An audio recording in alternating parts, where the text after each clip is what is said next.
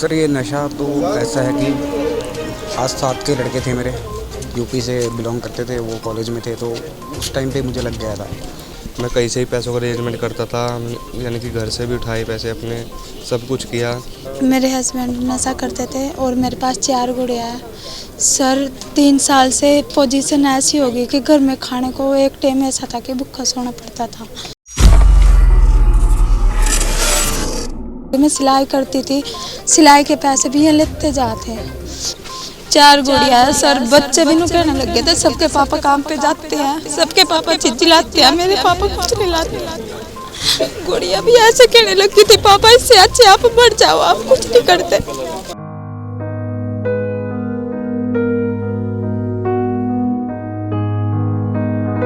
तो हमें एसपी साहब की मुहिम का पता चला, तो हम इस मुहिम के साथ जुड़े और इस मुहिम के साथ जुड़ने के बाद बहुत ही बेहतरीन महसूस कर रहे हैं हम। 15 दिन हमें ऐसे ट्रीट किया गया वहाँ पे जैसे अपने बच्चे को ट्रीट किया जाता है। पर मुझे इस मुहिम का पता लगा तो जब जाके मैंने फार्म भरवाया, परिवार की हालत सर बहुत अच्छी है। यमुनानगर पुलिस की नशे के खिलाफ सही राह मुहिम छेड़ी हुई है, जिसमें पुलिस एक तरफ जहां नशा बेचने वालों पर सख्त कार्रवाई कर रही है, वहीं दूसरी ओर नशा करने वाले युवकों को नशा छुड़वाकर पुनः सही विचारधारा में ला रही है। इस कार्यक्रम में 22 एनजीओ भी पुलिस के साथ कंधे से कंधा मिलाकर चल रही है।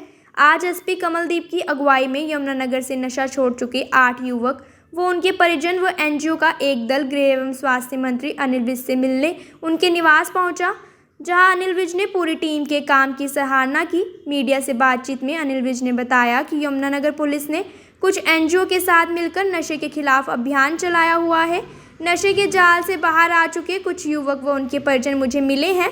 पूरे हरियाणा में ऐसा सफल प्रयास होना चाहिए, जिसके लिए पुलिस, स्वास्थ्य विभाग व अन्य कुछ विभागों की जल्द मीटिंग बुलाकर नए कार्यक्रम की रूपरेखा तैयार की जाएगी। नशा मुक्ति केंद्रों को भी दुरुस्त किया जाएगा। हमारे यमुनानगर के एसपी कमलदीप जी ने कुछ एनजीओज को साथ लेकर डी एडिक्शन का वहाँ पर कार्यक्रम चलाया है। आज जो एडिक्शन के जाल से बाहर आ चुके बच्चे वो और उनके परिवार,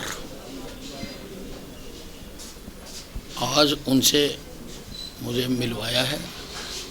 ये बहुत अच्छा प्रयास है और हम चाहेंगे कि सारे हरियाणा में ऐसा प्रयास चले। इसमें पुलिस डिपार्टमेंट, स्वास्थ्य डिपार्टमेंट और कुछ अन्य विभागों को मिलकर काम करना होगा। जल्दी ही मैं इन विभागों की मीटिंग लूँगा और इसके लिए हम कार्यक्रम बनाएंगे। डी एडिक्शन सेंटर काफ़ी खुले हुए हैं, हम इसको रिव्यू कर लेंगे। जहाँ जहाँ पर इसके बेड्स की संख्या बढ़ाने की आवश्यकता होगी हम वहाँ पर बढ़ाएंगे और जहाँ अभी नहीं खुला है वहाँ पर खोलने की कोशिश करेंगे। नशा बिक्री पर रोक के साथ साथ नशे के आदी लोगों से पार पाना भी पुलिस के लिए मुश्किल था, लेकिन 22 संस्थाओं के सहयोग से ऐसा संभव हो पाया और पुलिस ने कुछ महीनों में 8 परिवारों की जिंदगी बदल दी। यमुनानगर के एसपी कमलदीप सिंह ने बताया कि आज यमुनानगर के 8 नशे की लत से बाहर आए युवक मंत्री अनिल विज से मिले हैं। उन्होंने हमारे इस प्रयास की सराहना की है। हमने स्वास्थ्य विभाग से सहयोग से संबंधित मांग उनके सामने रखी है, जिस पर उन्होंने उचित मदद करने का आश्वासन दिया है।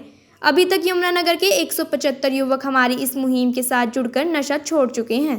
तो वेल एडिक्शन में भी हमने एक कार्यक्रम आयोजित करके जो माननीय आईजी महोदया हैं अम्बाला रेंज की, उनको आमंत्रित किया था। तो आज आईजी मैडम की तरफ से निर्देश हुए थे कि माननीय मंत्री जी, गृह मंत्री जी इन सभी 8 लड़कों से और इनके परिवार के सदस्यों से मिलना चाहते हैं, तो आज हम इनको लेकर यहाँ आए हैं। मंत्री जी ने हमारे इस प्रयास की काफ़ी सराहना की है। हमें जो स्वास्थ्य विभाग से जो कुछ मदद चाहिए है, कुछ उनका सहयोग चाहिए, मैंने उसकी भी चर्चा की है।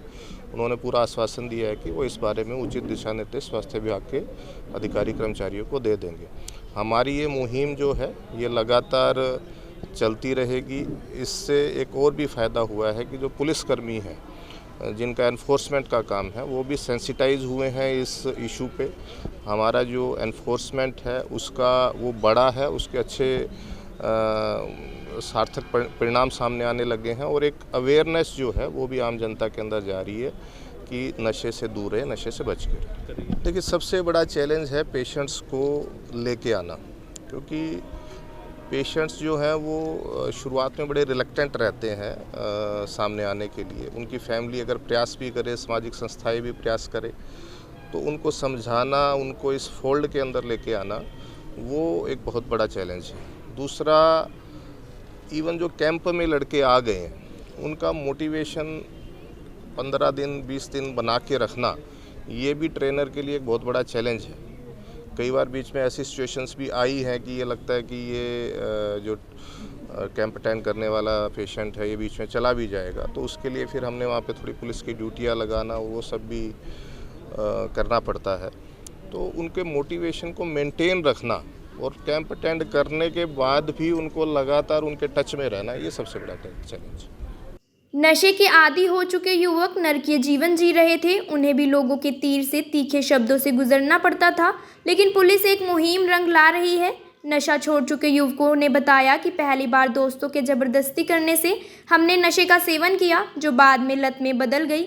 हम अपने घर का सामान बेचकर नशा खरीदते थे। कुछ युवकों ने बताया कि यमुनानगर पुलिस की इस मुहिम के साथ जुड़कर हमें 15 दिन के कैंप में रखा गया, जिसने हमारी ज़िंदगी ही बदल दी और हमें नया जीवन मिला है। अब हम पूरी तरह से स्वस्थ हैं। मेरा नाम निखिल शर्मा है और मैं यमुनानगर से बिलोंग करता हूँ। मैं एक मैकेनिकल इंजीनियर हूँ। मैकेनिकल इंजीनियर से मैंने डिप्लोमा किया हुआ है। मैं एक लिमिटेड फर्म में जॉब करता था। सर ये नशा तो ऐसा है कि 5-7 के लड़के थे मेरे, यूपी से बिलोंग करते थे, वो कॉलेज में थे, तो उस टाइम पे मुझे लग गया था। 2-2.5 साल हो गए, तो मैं इस नशे में बहुत इस नशे ने पूरा झंझोड़ दिया था मुझे, जिससे की वजह से मेरा शरीर भी जवाब देने लगा था और भी बुरी आदतें पड़ गई थी। सब लोग समाज में भी एक जो सोशल इमेज हमारी थी वो सारी ख़राब हो गई थी। सब लोग कोई स्मैक किया, कोई चोर वगैरह, कोई ऐसे इल्ज़ाम लगे जो हमने काम किए भी नहीं। तो हमें एसपी साहब की मुहिम का पता चला, तो हम इस मुहिम के साथ जुड़े और इस मुहिम के साथ जुड़ने के बाद बहुत ही बेहतरीन महसूस कर रहे हैं हम। ऐसा ट्रीटमेंट कभी भी किसी भी नशा मुक्ति केंद्र में नहीं मिलता जैसा कि एसपी साहब ने हमें दिया। पैसे का अरेंजमेंट कैसे करते थे? किस प्रकार का नशा आपको करते थे? सर पैसे का अरेंजमेंट, जो अपनी सारी सेविंग्स थी वो चली गई, बाइक्स चली गई, फ़ोन्स चले गए, ऐसे मतलब कि 2 या 3 मिलके बहुत पैसा हमने कम से कम 2 या 3 लाख के करीब, मैं अपना आंकड़ा बता रहा हूँ, तो मेरे जो भाई हैं इनका अलग अलग होगा, शायद किसी का। कारण क्या था आपका नशे की तरफ जाने का? संगति थी? नहीं, नशे की तरफ जाने का कोई कारण नहीं होता। कोई भी नहीं, खुद से नहीं चाहता कि वो नशे की तरफ जाए। वो एक, अगर आप, वो नशा ऐसा है, अगर एक दिन आप कर लेंगे तो दूसरे दिन बॉडी मांगेगी, बॉडी कहेगी कि मुझे वो नशा चाहिए। I am from Yamunanagar. मैंने +2 और ITI का रखी है इलेक्ट्रीशियन से, डिप्लोमा का रखा है एक। तो बस ये नशों में मैं पड़ गया था। मेरे किस यार दोस्त थे, वो एक बारी मेरे को ले गए, कह रहे चल मेरे साथ भाई, एक बारी लगा के देख। उस टाइम मैं मानना नहीं, फिर वो एक बारी ले गए मेरे को, मैंने लगा ली। उससे मेरे शरीर में 2-4 दिन बाद मेरे शरीर में ऐसे हुई भाई वो चीज़ मेरे को चाहिए ही चाहिए। मैं कहीं से ही पैसों का अरेंजमेंट करता था, यानी कि घर से भी उठाए पैसे अपने, सब कुछ किया। तो ये एसपी सर ने जो 15 दिन की कैंप लगाया था, शालू मैडम के थ्रू हम वहाँ पे गया मैं। तो 15 दिन हमें ऐसे ट्रीट किया गया वहाँ पे जैसे अपने बच्चे को ट्रीट किया जाता है। खाना पीना रहना सब कुछ बढ़िया, किसी चीज़ की कमी नहीं आई वहाँ पे। हमारे को रहन सहन का पता लगा भी 6 बजे उठना है, ऐसे खाना पीना भी सब कुछ पता लगा। और अब हम यानी कि ठीक है, पूरे शरीर से सही है हम। और एक हमारे को वहाँ पे मैडम ने सिखाई थी क्रिया करना, और टाइम टू टाइम दवाई भी मिलती थी हमें। यानी कि एक कैंप हमारे लिए, ये हमारी ज़िंदगी के, समझ लो हमें एक मौका मिला ज़िंदगी जीने का। ये नशा करने वाला नशा कर खुद मस्त हो जाता है, लेकिन इस सब का भुगतान परिवार करता है। नशा छोड़ चुके युवकों के परिजन काफ़ी खुश नजर आए, लेकिन अपनी व्यथा बताते हुए आंसुओं को रोक ना सके। एक महिला ने बताया कि उसके पति बुरी तरह से नशे में फंस चुके थे। उसने घर का सारा सामान तक बेच दिया था। घर में इतनी गरीबी आ गई थी कि बच्चों को खिलाने तक के लाले पड़ गए थे, लेकिन पुलिस की इस मुहिम ने हमें एक नया जीवन दान दिया है। सर मेरा नाम गुलशन है। कौन आपके परिवार में नशा करता था? मेरे हस्बैंड नशा करते थे और मेरे पास 4 गुड़िया है। सर 3 साल से पोजीशन ऐसी हो गई कि घर में खाने को एक टाइम ऐसा था कि भूखा सोना पड़ता था। और घर में जो मेरे पास टूम थी ना वो भी छोड़ दी। मैं सिलाई करती थी, सिलाई के पैसे भी ये लेते जाते।